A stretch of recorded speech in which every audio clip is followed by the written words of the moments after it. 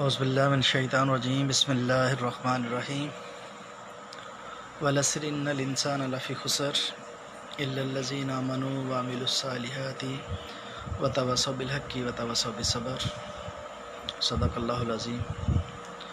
اللہ رب العزت کی ذات کا شکر ادا کرتے ہیں کہ جس نے امت محمد صلی اللہ علیہ وسلم میں پیدا فرمایا، اس کے بعد کروڑہا درود و سلام حضور کونین حضرت محمد مصطفیٰ صلی اللہ علیہ وسلم کی ذات گرامی پر، جن کی خاطر یہ ارض و سما بنائے گئے۔ میرے عزیز دوستو، بھائیوں، کرونا نے پوری دنیا کو اپنی لپیٹ میں لیا ہوا ہے اور سوشل میڈیا کی وجہ سے لوگ فائدے کی بجائے نقصان میں زیادہ ہیں۔ تو کچھ دنوں سے سوچ رہا تھا کہ میں اس پر اپنا حق بھی ادا کروں، تو بس اوقات تو دل جلتا ہے دیکھ کر کہ کیا ڈرامے ہو رہے ہیں، صرف اپنے یوٹیوب چینلز کو پروموٹ کرنے کے لیے، اپنے لائک لینے کے لیے، اپنے کومنٹس لینے کے لیے قوم کو مس گائیڈ اور گمراہ کیا جا رہا ہے۔ کچھ لوگ، کل میں جیو کا ایک پروگرام دیکھ رہا تھا، شہزاد کے ساتھ جو ہے وہ شہزاد کیا نام ہے لڑکے کا اینکر کا، تو وہ بالکل سرے سے اگنور کر رہا ہے کہ جو بہت سی چیزیں اتباع کرام بتا رہے ہیں کہ یہ کرو یہ کرو یہ کرو، اور وہ سرے سے نگلیکٹ کر رہا تھا کہ یہ تو بالکل نہیں ہے، یہ تو ثابت نہیں ہوا، یہ تو ثابت نہیں ہوا۔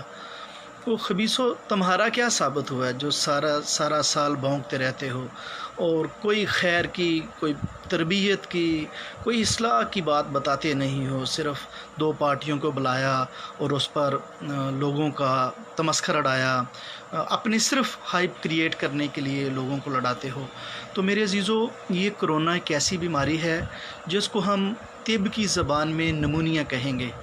بھلے اس پر کچھ لوگ اعتراض کرتے رہیں، لیکن جو حقیقت ہے وہ چینج نہیں ہو سکتی۔ میرے عزیزو، یہ نمونیا وہی مرض ہے جو ہم اپنے گھروں میں چھوٹے بچوں کو سردیوں میں دیکھتے ہیں کہ نمونیا ہوتا ہے۔ کرونا ہے کیا، اس کو سمجھنے کی ضرورت ہے۔ یہ ایک تو بے شمار تھیوریز ہیں۔ ایک انڈیا کا بندہ وہ کہہ رہا ہے جی یہ تو چائنا میں ایک امریکہ نے چھوڑا ہے، وہ کھوجی والا کچھ اپنی رام کہانی سنا رہا ہے کہ دیکھیں جی رشیا میں، ترکی میں بھی 200 کے لگ بھگ لوگ مر گئے ہیں۔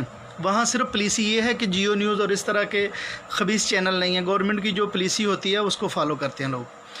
200 سے زیادہ لوگ ترکی میں بھی فوت پا چکے ہیں، اللہ سب کی بخشش فرمائے، لیکن وہاں صرف اس طرح کی خبریں دی نہیں جاتی۔ تو میرے عزیزو، یہاں پر جو معاملہ ہے وہ کیا ہے کہ بس مس گائیڈ کرنا ہے لوگوں کو۔ اب کرونا کو ایک سمپل چیز ہے کہ یہ کن لوگوں کو افیکٹ کرے گا۔ وہ لوگ جن کے اندر قوت مدافعت کم ہے، وہ ان کو جلدی سے کنٹرول کر لے گا، یہ ڈیمیج کر دے گا، ان کی موت واقع ہو سکتی ہے۔ اس میں چھوٹے بچے ہیں یا 45-50 سال سے عمر وہ لوگ ہیں جی۔ یہ ضروری نہیں ہے کہ چھوٹے بچے اور بزرگ لوگ ہی اس سے وفات پائیں گے۔ اگر جوان آدمی جو 32، 34، 35 سال کی عمر میں، اس میں بھی امیونٹی کم ہے تو وہ بھی مر سکتا ہے۔ امیونٹی کیا ہے؟ قوت مدافعت ہے۔ قوت مدافعت کو مضبوط کیسے کرنا ہے؟ سب سے پہلی جو چیز ہے وہ یہ ہے کہ آپ اپنی خوراک کو بہتر کریں۔ بازار کی چٹپٹی فضولیات جو پتہ نہیں کس طرح کی چیزیں بنائی گئی ہیں، یہ جو پیزے ہیں، یہ جو شوارما ہے، جو مردہ جانور ہیں، اور پتہ نہیں کیا کچھ کھلایا جا رہا ہے۔ پاکستان جیسا اسلامی ملک میں یہ سب کچھ ہو رہا ہے، تو جہاں لوگوں کو اسلام کا پتہ ہی نہیں ہے ان کا تو پھر اس سے بھی برا حال ہوگا۔ فرق یہ صرف یہ ہے کہ وہاں پتہ نہیں چلتا کہ وہ کیا کھلا رہے ہیں۔ پاکستان میں ہمارے ادارے کچھ مضبوط ہیں، کچھ بہتر ہیں، ساری کمزوریوں کے باوجود کہ وہ پکڑ لیتے ہیں کہ کیا کیا حرام ہمیں کھلایا جا رہا ہے۔ تو میرے عزیزو، یہ جو نمونیا ہے اس میں کرونا کو آپ صرف سمپل نمونیا سمجھیں، اور اس سے اللہ کے فضل سے آپ کلی طور پر اگر خدا نخواستہ کسی کی فیملی میں کسی کو ہو جاتا تو آپ خود کنٹرول کر لیں گے، گھر بیٹھے کنٹرول کر لیں گے۔ کسی اہو بقا کی ضرورت نہیں ہے، کہیں بھاگنے کی ضرورت نہیں ہے، بالکل ایک نفسی کا عالم بنانے کی ضرورت نہیں ہے۔ سمپل سی بات سمجھنے کی کوشش کریں کہ اگر کسی کو کرونا نہیں ہوا تو وہ احتیاط کر لے۔ وہ احتیاط کیا ہے کہ ہاتھ نہیں ملائیں کسی سے، ماسک، باہر نکلیں تو ماسک یوز کریں۔ یار دیکھو، اگر یہاں ہم ملائیشیا میں دیکھتے ہیں کہ عام نمازیں ہے, صلاۃ الجمعہ کے لیے اذان ہی نہیں دی گئی. تو بہت بہتر حالات ہو گئے ہیں, کافی حد تک کنٹرول ہو گیا ہے. اور جن لوگوں نے مذاق اڑایا اٹلی جیسے لوگوں نے, آج آپ حیران ہوں گے کہ وہاں ہسپتال کے باہر لوگ مرے پڑے ہیں اور لاشیں اٹھانے والے لوگ نہیں ہیں. تو پاکستانی قوم سے ہاتھ باندھ کر درخواست کرتا ہوں کہ اس مسئلے کو سنجیدہ لیں, اللہ کے واسطے اس کو سنجیدہ لیں, اس کو مذاق نہیں سمجھیں کہ ہمارے شہر میں تو کسی کو نہیں ہے, ہمارے گاؤں میں تو کسی کو نہیں ہے, تو ہم کیوں احتیاط کریں. اپنے بچوں کو گورنمنٹ نے چھٹیاں دی ہیں, آپ بھی اپنے بچوں کو کسی ٹیوشن سینٹر پر نہ جانے دیں, کسی مدرسے میں نہ جانے دیں, ان کو گھر پر کنٹین کریں اور ان کی خود حفاظت کریں, ان کی خوراک بہتر کریں. اگر کوئی افورڈ کر سکتا ہے تو کیلشیم دیں امیونٹی کو بہتر کرنے کے لیے, کیلا کھلائیں ان کو, مورنگا جسے ہم سوانجنا کہتے ہیں اس کا کعوہ بنا کر دیں, اس سے بچا جا سکتا ہے. کرونا بندے کو افیکٹ ہی نہیں کرے گا اگر آپ اس طرح کی چیزیں کھائیں گے. اور اگر خدا نخواستہ کسی کو ہو گیا تو پھر بھی مرنے کی, ڈرنے کی ضرورت نہیں ہے, بالکل آہو بکا کی ضرورت نہیں, حوصلے کے ساتھ, جرأت کے ساتھ اس کو کنٹرول کیا جا سکتا ہے.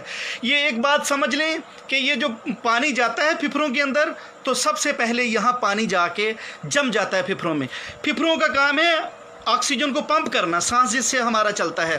سب سے پہلے جب اس کو کنٹرول کیا جاتا ہے, جب یہ پھپھرے کام کرنا چھوڑ دیتے ہیں تو دل بھی تکلیف میں چلا جاتا ہے, ساری باڈی تکلیف میں چلی جاتی ہے, اور یہاں بلغم پانی جم جاتا ہے جس کی وجہ سے سانس لینا مشکل ہو جاتا ہے, اور اگلے مرحلے پر پھپھرے جو ہیں وہ سکڑنا شروع ہو جاتے ہیں. موٹی سی بات, اگر کسی کو یہ مرض ہو گیا ہے کرونا کا تو وہ فوراً اس کا گھر بیٹھے علاج کر سکتا ہے. میں آپ کو نسخہ بتا رہا ہوں. سب سے پہلے تو بڑے ہیں تو اس کے سینے اور پیٹ پر مساج کریں.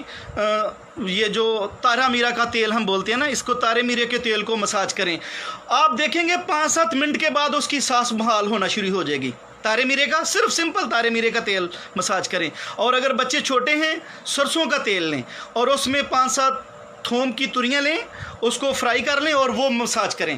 بچے کو جو ہی آپ اس کے چیسٹ پر, اس کے پیٹ پر مساج کریں گے اس تیل کا, اس کی ہلکی ہلکی سانس بحال ہونا شروع ہو جائے گی. اور کوئی بچہ جوان ہے, تھوڑا بڑا ہے, تو ایک دوائی تیار کر لیں.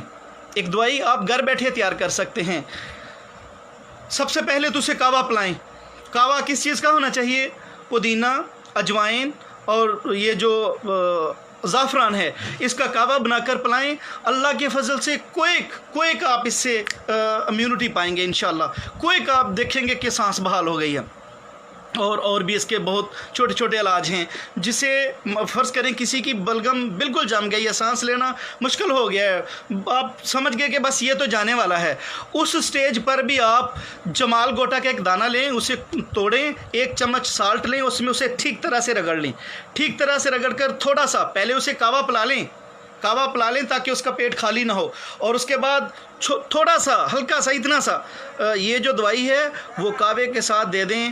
اللہ رب العزت کے فضل سے 10 سے 15 منٹ کے اندر اندر وامٹنگ ہوگی بندے کو, مریض کو, اور جو پھپھروں کے اندر بلغم انجماد ہو چکا ہے, پانی بلغم جم چکی ہے, وہ نکل جائے گی اور مریض کا سانس بحال ہونا شروع ہو جائے گا. یہ زیادہ سے زیادہ آپ 2 دفعہ کر سکتے ہیں. اس کے ساتھ آپ پودینے کا, اجوائن کا جب کعوہ دیں گے, زعفران کا ہلکا سا چھڑکاؤ کر کے کعوہ بنا کے دیں.